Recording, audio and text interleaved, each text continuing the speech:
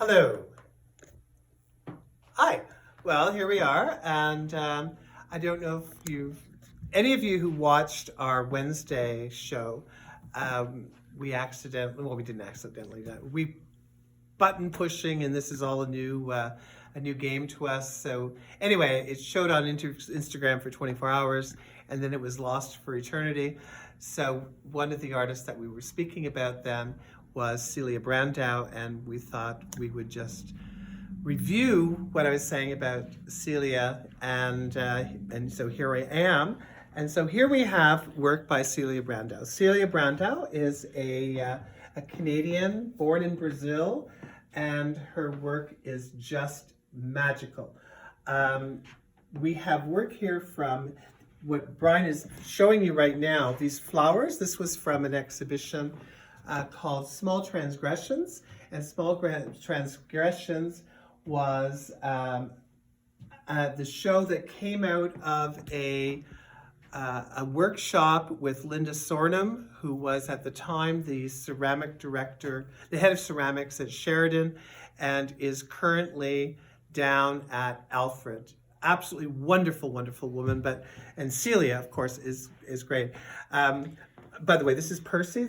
Percy is my resident meerkat who's been traveling with me these days. Anybody who's been watching the 3 o'clock shows or watching my Instagram account, Percy is all around. So anyway, Celia's work is absolutely incredible. So you've got all here, this is all, assembled, modeled, all hand built, dealing with stains and glazes, and these are, of course, are a representative of flowers from Brazil. So it's always wonderful when you have a Canadian ceramic artist who draws on her experiences growing up in a country other than Canada. Because though we show, like what we show here, we show works by Canadians who are living in Canada, and we also show work by new Canadians, and we show work by people from other countries who have become Canadians or who may be waiting to become Canadian, but it's all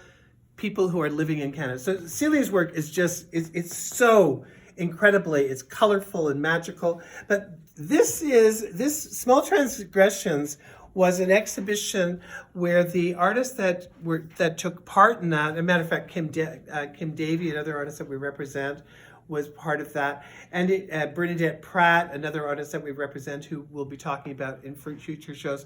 It was all about stepping outside your comfort zone and doing something that is completely different.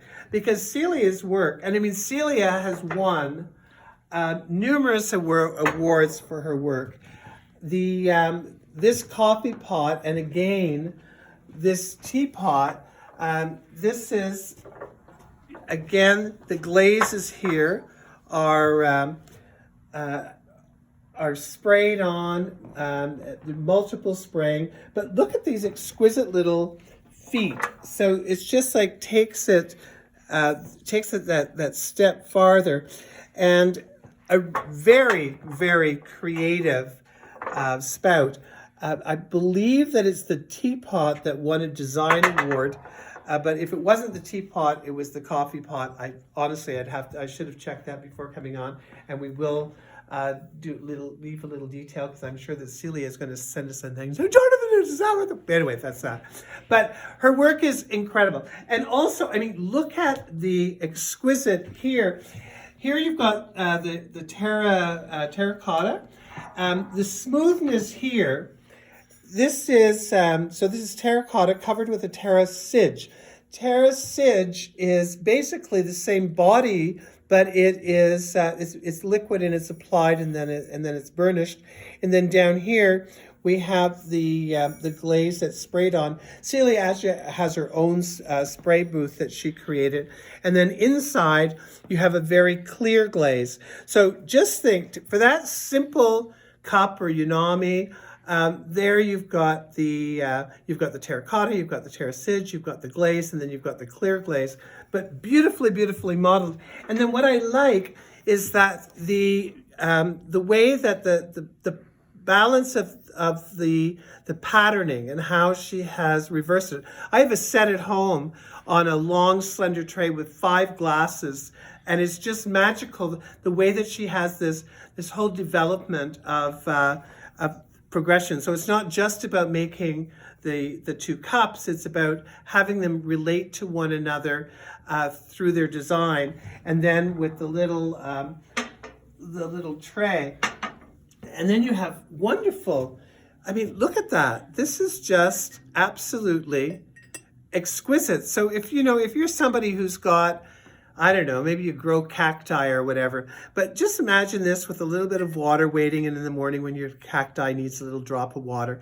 It's all, those little things that make life just that much more enjoyable. But this is just exquisite. And then, of course, she's also given it a little trivet to sit upon. So just picture that mixed in amongst your plants on the windowsill. It's just that little bit of magic. Now here, there's a group of ceramic artists, very, very talented, very, very talented women called the Women Who Wood. That's WOOD, but it's also, of course, it's a play on words, so they probably thought it up when they were sitting around having a few drinks.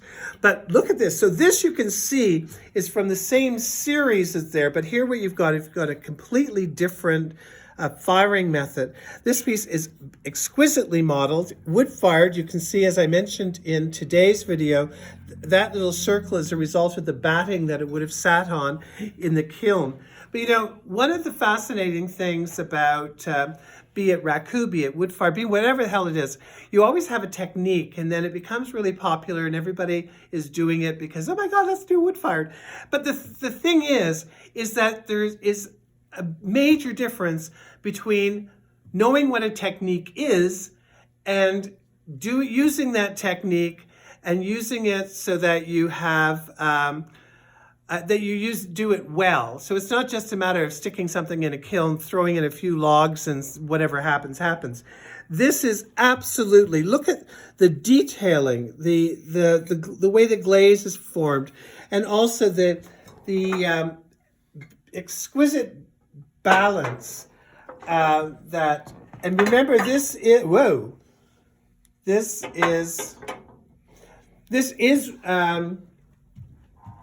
that will hold water, so it is feasible that you could have something in there. I mean, not that I would, because I think it looks exquisite just the way it is, but it's just wonderful. And also, as I said, she is a member of a group called Women Who Wood. And Women Who Wood, this morning we were talking about Liz Willoughby.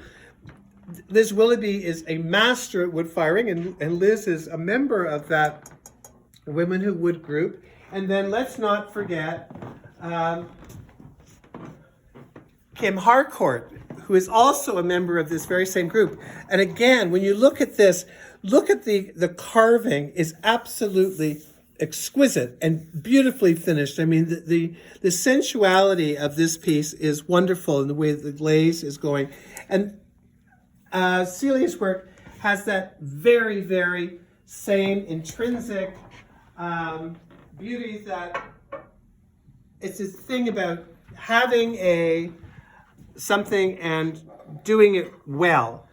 Here's another piece that was from that very same wood firing, and look at this. I mean, this is just magic. And what's also magic is that the pod inside is actually, I mean, you can see here, it would have sat like this in the kiln, and then the ashes that have come down. But in the hands of a lesser artist, the temptation just to have sat this in there during the firing and it would have adhered, but she didn't do that. She made 2 separate pieces and then married them exquisitely.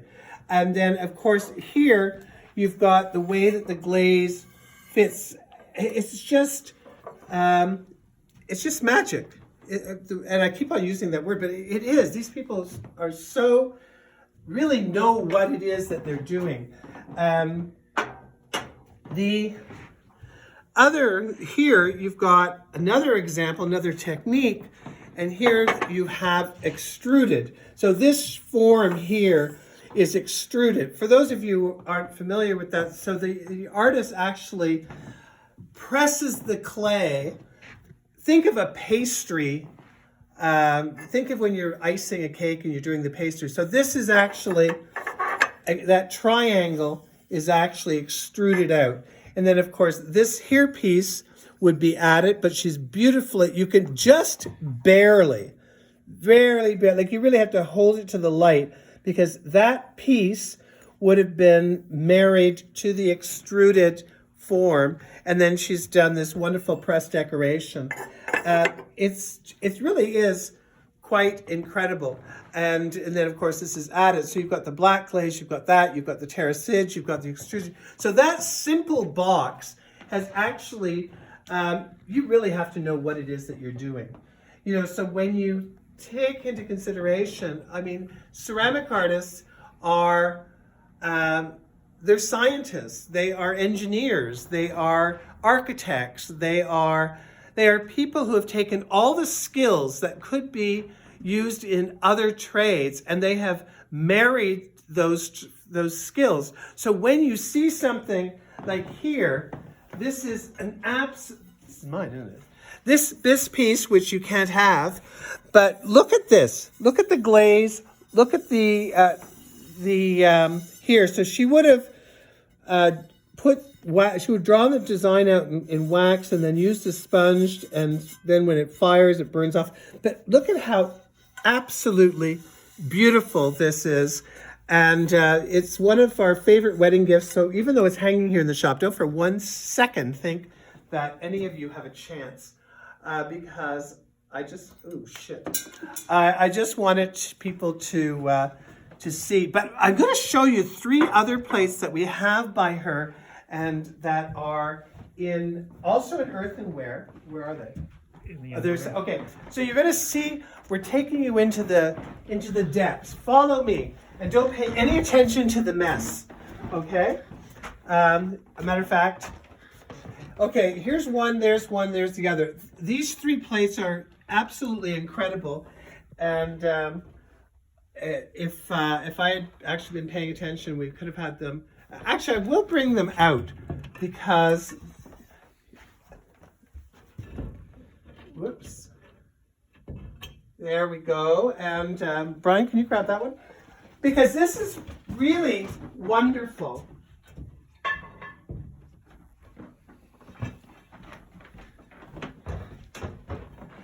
Now, people have asked us on numerous occasions to break up the set, and we have told them no. Because when you look at this set, look at the decoration. The rim decoration is similar to the rim decoration on the terracotta plate that I just showed you. But also look at the design progression. You go from the plain earthenware, then you go from the center having that added to it, and then you go here where it's here. So it's one of these things that you look at, and there are so many. There's intellectually, what she has put together is extraordinary. And so that's what we look for. It's not just about technique. All of the artists that we show, you, myself, Brian, we could all learn technique, but that they take it beyond. They animate it, and they use the creativity that they have to bring us in, to show us things and do things that animate the work. And it's that animation that we are continually looking for when we're looking for an artist. And that's it.